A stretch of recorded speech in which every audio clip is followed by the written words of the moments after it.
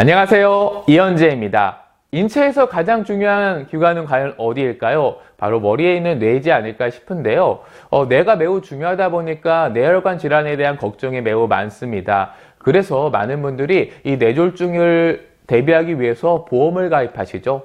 하지만 뇌졸중 관련된 보험을 가입하고 나서 실제 질병이 발생했을 때 보험금을 받지 못하는 사례가 자주 발생합니다. 그 이유는 생명보험과 손해보험에서 규정하고 있는 이 뇌졸중의 범위가 달라서인데요. 이 뇌졸중의 범위를 좀 자세히 알아보고 그리고 까다로운 보험금 지급 기준을 살펴보도록 하겠습니다. 먼저 인체에서 가장 중요한 기능을 하는 뇌는 이러한 기능들을 하고 있죠. 바로 판단 추리, 기억, 공간인식, 언어 기능, 몸의 균형, 호흡 등 다양한 기능을 하고 있는데요. 뇌는 실질적으로 무게가 1.3에서 1.5kg 밖에 되지 않는다고 합니다. 인체의 2%밖에 차지하지 않고 있죠. 하지만 인체 무게의 2%밖에 차지하지 않지만 혈액의 의존도는 매우 높다고 합니다. 심장에서 보내는 혈액량의 20%나 차지하고 있다고 하는데요. 이 혈액을 통해서 산소와 영양분을 공급받아야 되기 때문에 그렇습니다. 만약에 이 뇌의 혈액 공급이 멈춘다면 어떻게 될까요? 단 15초만 혈액 공급이 차단되더라도 사람은 의식불명에 이르게 되고요.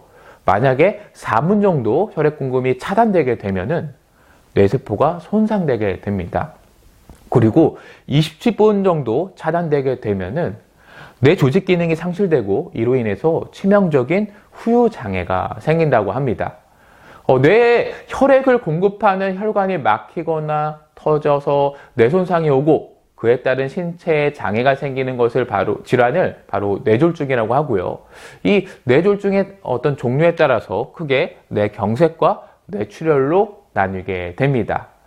먼저 혈전 등의 뇌혈관을 막아 뇌에 혈액이 공급되지 못하는 뇌경색, 그리고 손상된 뇌혈관이 팽창하다가 터지게 되면서 뇌 안에 피가 고이는 뇌출혈이 있다라고 보시면 됩니다.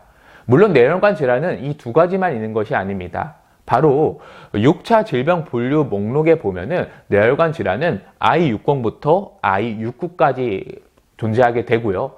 그 중에서 가장 환자의 비율이 많은 질환을 살펴보면은 이 I63의 뇌경색증이 45.6%로 가장 많은 비중을 차지하고 있습니다. 결론적으로 가장 많은 비중을 차지하고 있는 이 뇌경색증 I63에 대해서 보장하고 있는 보험을 가입해야지 가장 많은 분들이 혜택을 받지 않을까요? 그렇다면은 이 I60부터 I69까지 각 생명보험사와 손해보험사의 특약과 담보들은 보장을 어떻게 해주는지 그림을 통해서 살펴보도록 하겠습니다. 먼저 이 생명보험, 손해보험의 뇌출혈 특약과 담보는 I60, 61, I62까지 보장을 해주고 있습니다. 그리고 생명보험의 뇌경색 특약이 있는데요. 이 뇌경색 특약에서는 I63을 보상해주고 있죠. 손해보험은 따로 뇌경색 특약이라는 게 없습니다.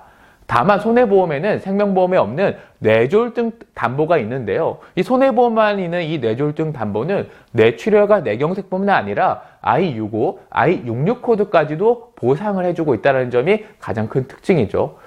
이렇게 뇌졸중, 뇌출혈, 뇌경색만 봤을 때에는 손해보험의 뇌졸중이 더욱더 보상의 범위가 넓음을 확인할 수 있고요.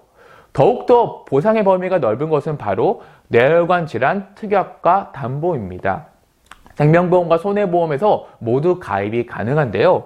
이 I60부터 I69까지 뇌혈관 질환, 질병 분류표에 있는 모든 뇌혈관 질환을 보상해준다라고 보시면 됩니다. 그런데 문제가 있습니다. 이 생명보험에서 우리가 과거에 많이 가입을 했었던 CI보험, 이 CI보험에는 뇌졸중 특약이 있는데요. 근데 그냥 뇌졸중 특약이 아니라 바로 중대한 뇌졸중 특약이 있습니다. 이 중대한 뇌졸중 특약은 뇌출혈과 뇌경색이 발생하면 보험금을 지급받을 수 있는데요.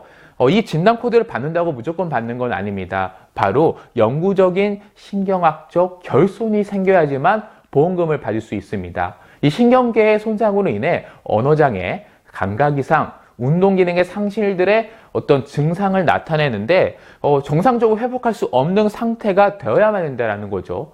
약관을 살펴보게 되면 약관에는 신경계 장애가 남아 일상생활 기본 동작에 제한을 남긴 때에 지급률이 25% 이상이어야지 된다고 나와 있습니다. 그렇다고 하면은 이 일상생활 기본 동작에 제한되는 5가지 유형을 조금 더 디테일하게 살펴볼 텐데요. 첫 번째 유형은 바로 이동 동작입니다. 이 이동 동작은 어떤 보조기구를 사용하거나 타인의 도움으로 이동할 수 있는지를 측정하게 되는데요. 40%, 30%, 20%, 10%의 지급률이 결정되게 됩니다. 두 번째 보는 행동 유형은 바로 음식물 섭취인데요. 이 음식물 섭취의 경우는 어떤 튜브를 활용하거나 타인의 도움으로 식사를 하는 상태를 확인하게 됩니다. 20%, 15%, 10%, 5%의 지급률로 나누게 되고요. 세 번째 행동 유형은 바로 배변과 배뇨입니다.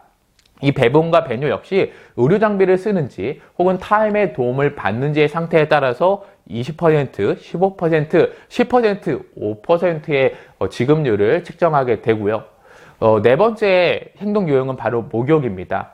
이 목욕의 경우에도 세안이나 목욕 이런 것들을 타인의 도움이 필요한지 여부에 따라서 10%, 5%, 3%로 지급률이 나누게 되고요. 마지막으로 5번째인 유형은 바로 옷을 입고 벗는 유형입니다. 이때는 상의와 하의가 나뉘게 되고요. 이 상의와 하의를 타인의 도움이 얼마 정도 필요한지에 따라서 10%, 5%, 3%로 지급률에게 나누게 되고요.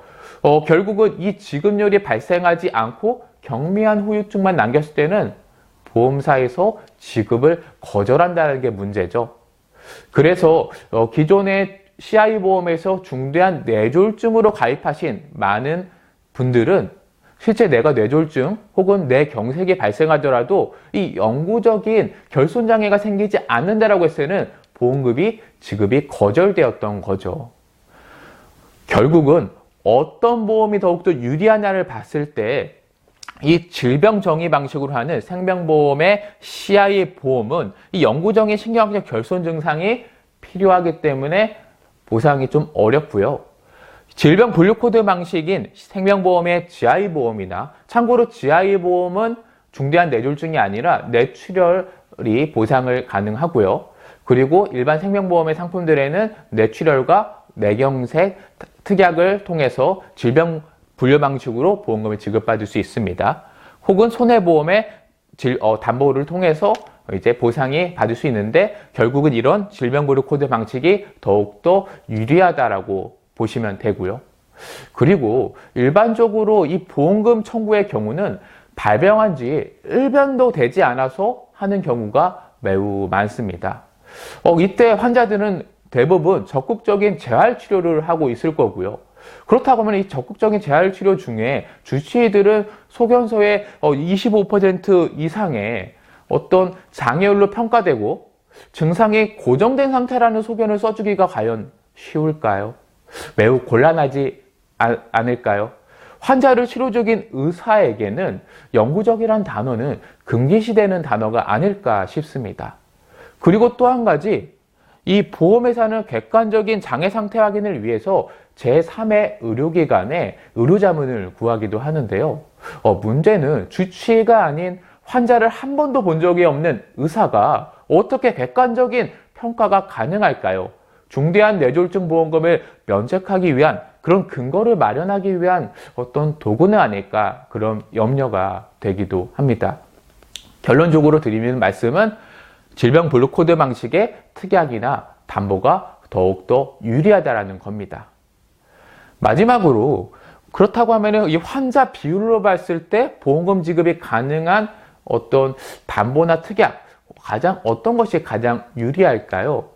우리 뇌출혈 특약이나 담보는 실제 환자 수에서 뇌혈관 질환 환자 중에서 9.1%만 보상을 해드리고 있습니다.